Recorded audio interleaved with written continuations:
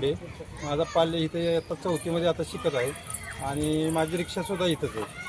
आता अचानक शाळा सुरू व्हायच्या आदल्या दिवशी रात्री 10 वाजता यांनी मेसेज टाकला शाळेनं व्यवस्थापनानं की तुमच्या मॅडम बदललेल्या आहेत. आता 3 वर्ष त्या मॅडमचं आणि विद्यार्थ्यांचं इतकं नातं घट्ट झालं आहे. आता अचानक 4थ्या वर्षी जर बदलायचं म्हटलं तर त्यात PSCचा अभ्यास, पुढचं स्कॉलरशिपला 5वी, 3 वर्षात मॅडमनी जेवढी तयारी करून घेतली ती सगळं हे होणार आहे. आता सर आलेले आहेत तर हा आम्हाला बदल नको, एवढीच्या वर्षी यांनी हाय असंच चालवावं.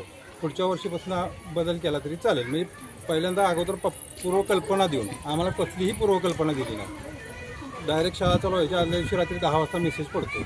आतापासून जर पालकांना सांगितलं किंवा पुढच्या वर्षी आपण असा चेंजेस करणार आहे तर पालक बी तयार होतील आणि मुलं बी तयार होतील. ही त्यांच्या मनाची तयारी होईल. आता अचानक जर पोरांना हे केलं तर आता पोरं रडतात वर्गात. आमचे तर 4-4 दिवस आम्ही पाठवण्यात किंवा येईनाच शाळेत. आता आज कसं तरी आणलं आहे शाळेत पण तरीसुद्धा रडतात. त्या मॅडमकडे जाते ती पहिल्याच मॅडमकडे जाते. तर हा बदल आत्ता नको, एवढीच्या वर्षी थांबवावा त्यांनी आणि पुढच्या वर्षीपासून बदल करावा. सुषमा युवराज साळुंखे. माझ्या मुलीचं नाव आहे श्रेया युवराज साळुंखे. आता की सध्या 2रीला शिकत आहे. पण त्यांचं जे बॉन्डिंग झालं आहे पहिलीला ज्योती कुलकर्णी मॅडम त्यांना आहे शिकवायला. म्हणजे त्यांना त्यांचे काय प्रॉब्लेम आहेत, त्यांना कोणत्या विषयात कमी आहेत, कोणत्या विषयात जास्त आहे किंवा तिला कोणतं स्किल येते असं सगळं माहिती पडलेलं आहे ना. आता दुसऱ्या जर चेंज होऊन आल्या तर ते सगळं बिघडणार ना किंवा दुसऱ्या पण घेतील चांगला अभ्यासक्रम. असं शिक्षक काय सगळे चांगले असतात ना ते तर सगळ्यांना माहितच आहे. पण तरी पण कसं जे बॉन्डिंग झालेलं असतं त्यांचं ते सगळं बिघडतं ना. आणि ज्याशिवाय दुसऱ्या मॅडम येणार आहेत त्यांचा आता 7वा महिना चालू आहे, प्रेग्नंट आहेत. आता ते 2 महिन्यांनी जाणार, ते 2 महिन्यांनी शिकाऊ येणार. एक्सपिरियन्सवाले तर ते नसणार आहेत. 2 महिने शिकवणार, पुन्हा त्या मॅडम येणार. मग त्यांची काय प्रगती होणार आहे? अर्ध वर्ष असंच जाणार ना. त्या शाळेत PSCचा अभ्यासक्रम आहे म्हणून आम्ही त्यांना घातला. आमच्या जवळजवळ शाळा आहेत, इंग्लिश मिडियम आहेत, भरपूर चांगले आहेत. तरी पण आमची परिस्थिती असताना TSCचा अभ्यासक्रम आहे म्हणून घातलं का तर पुढे स्पर्धा परीक्षांना उतरावी. इंग्लिश माझ्या मुलीचं खूप छान आहे. आता 5वीच्या मुलांसारखं इंग्लिश बोलते. तरी देखील आम्ही तिला सेमीला घातले. अजून सुद्धा ओरडतात की तिला इंग्लिश म्हणायला का घातलं नाही. जवळ शाळा आहे ती, खूप सुंदर इंग्लिश बोलते. आता घालायचं म्हणलं तर आम्हाला दाखला काढून आम्ही तिथं पण घालू शकतो इंग्लिश मिडियमला. पण आम्हाला कसं वाटतं आता MPSCचा अभ्यासक्रम हे म्हणजे वाढलेला आहे. मुलं पण स्पर्धेत उतरायला लागले. त्यांना मराठी पण यायला पाहिजे, इंग्लिश पण यायला पाहिजे म्हणून आम्ही सेमीत घातले त्यांना. सगळं घरचं वगैरे चांगलं आहे आमच्या, तरी पण घातले का तर शाळा पण चांगली आहे असं कळलं आम्हाला पाहिजे. ह्या लोकांनी असं बसवलं म्हणले 4थीपर्यंत हेच शिक्षक आहेत म्हणून आम्ही घातलं. म्हणलं जाऊ दे, एक शिक्षक आहे 4थीपर्यंत. तर ह्यांनी आता हा निर्णय अचानकपणे बदललाय. मुलं येणार शाळेत, घरी आमच्या ओरडायला लागले तुम्ही शिकलेले पालक आहात, तुम्ही त्यांना का पाठवा ना. सासू वगैरे आमच्या ओरडायला लागलेत घरी. आम्ही तर निर्णय घेतला ह्यांनी जर कामाला नाही दिले आम्हाला दाखले काढून पाहिजे. आम्ही आजच्या आज घालणार आहे मुलांना. शाळा व्यवस्थापनाबद्दल काय तक्रार आहे आपली? तसंच इथे आम्ही आता वॉशरूमला गेलो तर साधं पाणी नाही होता यायला. अशा परिस्थितीमध्ये मुलांना घालतोय आम्ही. शाळेची इमारत तर एवढी ही आहे का? आता त्यांची सुधारणा झाली मुलांकडून पैसे काढून. इतका आम्ही विचार सुद्धा आतापर्यंत केला. आम्ही बोललो पण नाही कधी काय. आता बोलण्याची वेळ आली आम्हाला. पिण्याच्या पाण्याची सोय नाही नीट. मुलांना जर हातपाय धुवायचं म्हटलं तरी पाणी नाही. असा विचार सुद्धा आम्ही केला नाही. जाऊ दे म्हटलं, शिक्षण चांगलंय, शिक्षण चांगलंय. हा ह्या लोकांना एक रिक्वेस्ट केली तर हे आमची मानून घेण्यात झाली. असं असतं का? शालेय पोषण आहार मिळतो का? पोषण आहार आहे चांगला, त्याच्याबद्दल काही तक्रार नाहीये तशी. पण पिण्याच्या पाण्याची वगैरे सोय पाहिजे ना. खेळायला मैदान नाही, खेळायला मोठं मैदान एवढं नाही. साळुंखे आणि माझ्या मुलाचे नाव शौर्य साळुंखे.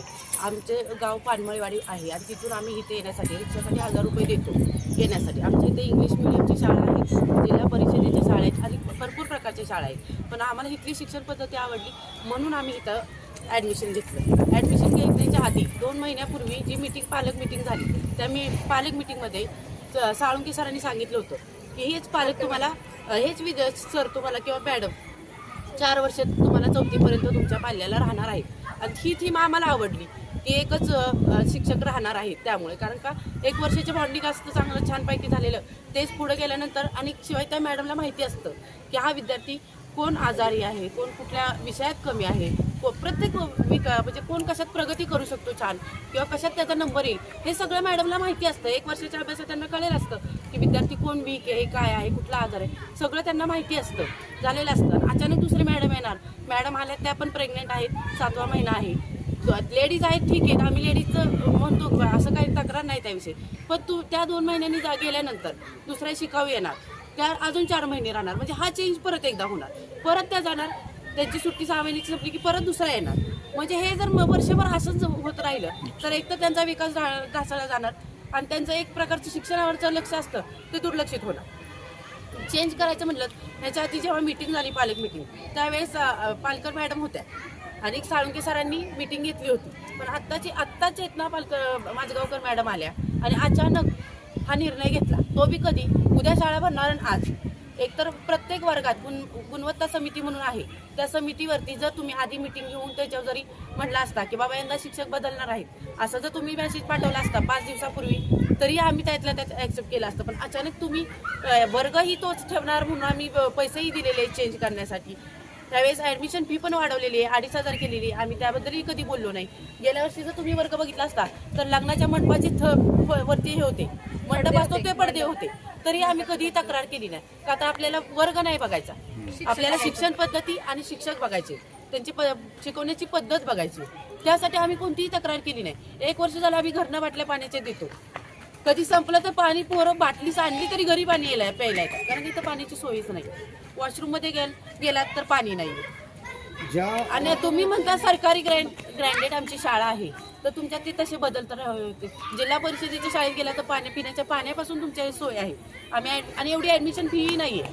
जिल्हा परिषदेच्या शाळेला ऍडमिशन फी एवढी नाही आहे पण आम्ही 2,500 यंदा दिलेले. वर्गही तुम्हाला तोच राहणार हेही आम्हाला सांगितलं.